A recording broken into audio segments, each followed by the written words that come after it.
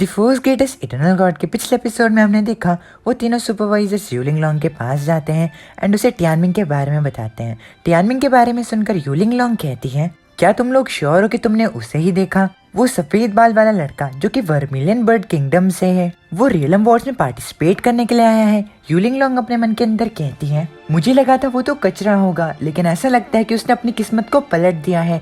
मुझे उसे अपने साथ हेवंस एलिसियम में लेकर आना चाहिए था। अब मेरे अलावा वही एक ऐसा आदमी है जो कि थोड़ी सी प्रैक्टिस के साथ काफी ज्यादा तेजी से डेवलप कर सकता है। यूलिंग लॉन्ग का सर्वेंट यीशन यूलिंग लॉन्ग को कहता है, मुझे पूरा विश्वास है कि वो वही है। दरअसल बात यह है कि उसने ही मुझे यहाँ पर आने के लिए भड़काया। अब तभी नियानकिंग यूलिंग लॉन्ग से कहते हैं, लॉन्ग, तुम्हें 5 बेन रिंग्स के बारे में इतनी ज्यादा चिंता करने की कोई जरूरत नहीं है। हालांकि उसकी कल्टीवेशन स्पीड जो है वो काफी ज्यादा तेज है, लेकिन तुम्हारे सामने वो अभी भी कुछ नहीं है। तुम्हें इस मौके का फायदा उठाकर उसे मार देना चाहिए। इस बार बदकिस्मती से वो कमजोर होते हुए भी रियलम वॉर्स में आ गया। तुम्हें बस उसे पकड़ना है एंड उसकी उम्मीदों को यहीं पर खत्म कर देना है। आज के बाद से पूरे ईस्टर्न एम्परर रियलम में तुम ही सिर्फ इकलौती कल्टीवेटर रहोगी जिसने कि अपनी किस्मत को बदला होगा। नियानकिंग की बात सुनकर यूलिंग लॉन्ग कहती है, लेकिन मैं उसकी कल्टीवेशन की स्पीड से काफी ज्यादा हैरान हूँ। लेकिन इस बार न केवल मैं उसकी कल्टीवेशन को मिटाऊंगी बल्कि मैं उसे भी मिटा दूंगी। ये ठीक रहेगा ना?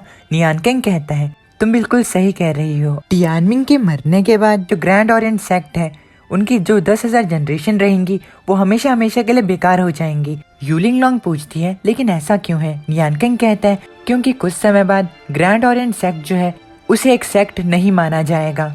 अब अगला दिन आ जाता है। ये दिन होता है रियलम वॉर्स का। सभी लोग शैंगटियन बैटलफील्ड में इकट्ठा हो जाते हैं। शैंगटियन बैटलफील्ड पूरा खचाखच भरा होता है। अब तभी डोंग्याओ अपने बेटे टियानी से यूलिंग लॉन्ग के बारे में पूछता है। टियानी बताता है कि उसके अंकल ने कहा कि वो बहुत जल्दी लौटेंगे।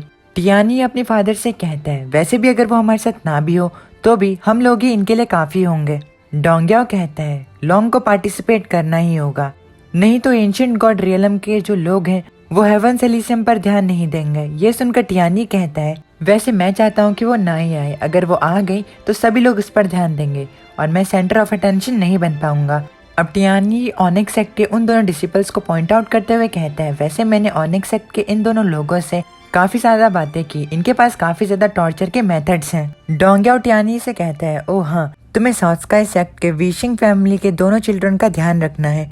तुम जैसे मर्जी उनके साथ वैसा कर सकते हो, या फिर तुम उन्हें मारना चाहो तो मार सकते हो। वीशंग टियानलन को अपने बच्चों की हालत देखकर बाहर से रोना आना चाहिए। ये सुनकर टियानी कहता है, इस चीज में कोई दिक्कत नहीं, जैसे आपने कहा है मैं वैसा ही करूंगा, बस आप इंतजार करके इस शो को देखिए। अब तभी टियानमिंग डोंग्याओ एंड उसके साथियों की तरफ देखता है। उधर उसे यूलिंग लॉन्ग नहीं दिखती। टियानमिंग अपने मन के अंदर कहता है, यूलिंग लॉन्ग अभी तक नहीं आई, आखिर वो पार्टिसिपेट कर भी रही है या फिर उसे ऐसा लगता है कि कोई भी उसके साथ फाइट करने के लायक नहीं है। अब तभी स्टेडियम में बैठे हुए सभी हेवंस एलिसियम के लोग टियानमिंग को देखते हैं एंड उसे देखकर वो बातें करने लगते हैं कि टियानमिंग जो है वो ग्रैंड ओरिएंट सेक्ट का यंग सेक्ट मास्टर है एंड वो जोश से भरा हुआ है, शायद वो बेइज्जत होना चाहता है। अब हेवंस एलिसियम के दूसरे लोग कहते हैं, मुझे उम्मीद है कि वो 2 ओपोनेंट्स को पहले हराए ताकि जो शो है वो थोड़ा इंटरेस्टिंग हो पाए और जब उसके मार खाने का समय आए तो वो बहुत ज्यादा बुरी तरीके से मार खाए। हेवंस एलिसियम के लोग इतने ज्यादा गिरे हुए होते हैं कि वो विशिंग रुओसु को भी काफी ज्यादा उल्टा सीधा बोलते हैं। इन सभी की बातें टियानमिंग एंड उसके दोस्तों को आराम से सुनाई देती हैं। लिंगाओ इन लोगों की बातें सुनकर कहता है, इन सभी लोगों से यहाँ पर खड़े होकर बदनाम होना, ये चीज मुझे काफी ज्यादा गुस्सा दिला रही है, ये बिल्कुल भी अच्छा नहीं है। टियानमिंग सभी लोगों की बातें सुनकर एंड उन्हें देखकर अपने आप से कहता है, लगता है इन लोगों को इस तरीके के सीन की आदत नहीं है, लेकिन अगर मुझे इसकी आदत हो गई तो। अब तभी सभी लोगों को शांत होने के लिए कहा जाता है क्योंकि हेवंस एलिसियम के एम्परर स्टेडियम में एंटर करते हैं। हेवंस एलिसियम के एम्परर का नाम जुन शेंगशियाओ होता है। सभी लोग एम्परर को देखकर उन्हें हाथ जोड़कर ग्रीट करते हैं। टियानमिंग हेवंस एलिसियम के एम्परर को देखकर कहता है, ये आदमी जो है वो जितने भी लोगों से मैं अभी तक मिला हूँ उनसे सबसे ज्यादा हाई लेवल पर है। शेंगशियाओ सभी को जागने के लिए कहते हैं। अब तभी सभी लोग शेंगशियाओ के पीछे यूलिंग लॉन्ग को देखते हैं। यूलिंग लॉन्ग को देखकर वो सभी लोग यूलिंग लॉन्ग की तारीफ करने लगते हैं एंड कहते हैं कि यूलिंग लॉन्ग ही नेक्स्ट एम्परर बनेगी। टियानमिंग भी यूलिंग लॉन्ग को देखता है एंड वो उसे घूरने लगता है। यूलिंग लॉन्ग टियानमिंग को देखकर कहती है, टियानमिंग, आखिर तुम 4 महीनों में इतने ज्यादा ग्रो कैसे कर पाए? लेकिन कोई बात नहीं, आज तुम मरोगे। अब तभी ऑनिक्स सेक्ट का ली जीशुई यूलिंग लॉन्ग को देखकर कहता है, देखो तो ये यूलिंग लॉन्ग है जो कि नियान किंग की लवर है। कहते हैं कि नियान किंग के पास सबको चौंका देने वाला टैलेंट है और इस टैलेंट ने एंशिएंट गॉड रियलम को भी शॉक करके रख दिया। लोग कहते हैं कि वो सेंट रियलम में 20 साल की उम्र में ही पहुंच गया। दूसरी ओर यूलिंग लॉन्ग है जो कि नियान किंग से छोटी है। जब यूलिंग लॉन्ग भी नियान किंग की एज की हो जाएगी तो मुझे डर है कि वो एक हायर रियलम पर होगी। अब तभी उसका भाई ली वुशेंग कहता है, जब ये दोनों काफी ज्यादा ग्रो कर जाएंगे तो ये पूरे ईस्टर्न एम्पायर रियलम पर हुक्म करेंगे। जीशुई, हेवंस एलिसियम की इन डिसिपल्स को दोस्त बनाना हमारे लिए काफी अच्छा है। इस चीज से फ्यूचर में हमारे भाइयों को फायदा होगा। अब तभी हेवंस एलिसियम का एम्परर शेंगशाओ अपनी मैजिक की मदद से एक इंचांटमेंट बनाता है एंड सभी पार्टिसिपेंट को उसके अंदर एंटर करने के लिए कहता है। सभी पार्टिसिपेंट उसके अंदर एंटर करते हैं। इंचांटमेंट में एंटर करने के बाद वो लोग अपने आप को एक दूसरी सी जगह पर पाते हैं। अब जैसे ही टियानमिंग जमीन पर उतरता है तभी फीनिक्स भी समन हो जाता है। फीनिक्स कहता है, फाइनली ये शुरू हो गया, जो भी मेरे रास्ते में आएगा मैं उसे खत्म कर दूंगा। टियानमिंग कहता है, पहला मिशन हमारा ये है कि हमें ग्रैंड ओरिएंट स्वॉर्ड को ढूंढना है और उसके बाद उसे 10 दिन तक होल्ड करके रखना है। लेकिन सवाल ये है कि हम ग्रैंड ओरिएंट स्वॉर्ड को कैसे ढूंढें।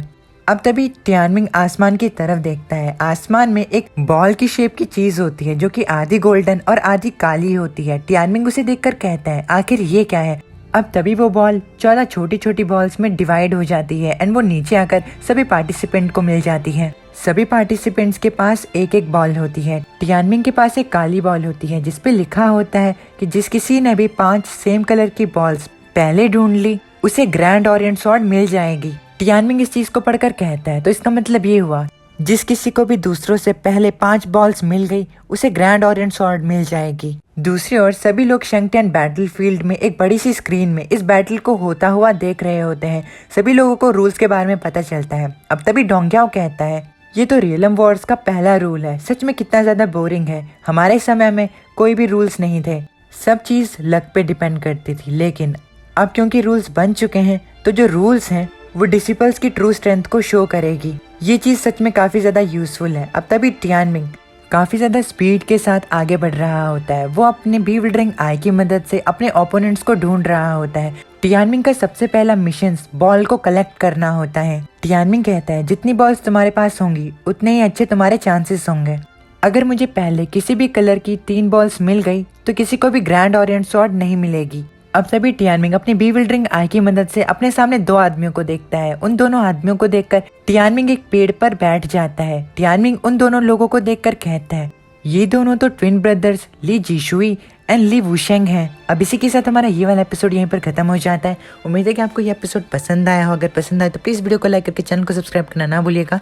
मैं मिलता हूँ आप लोगों से नेक्स्ट वीडियो में। तब तक के लिए अपने फैमिली का ख्याल रखना। पता नहीं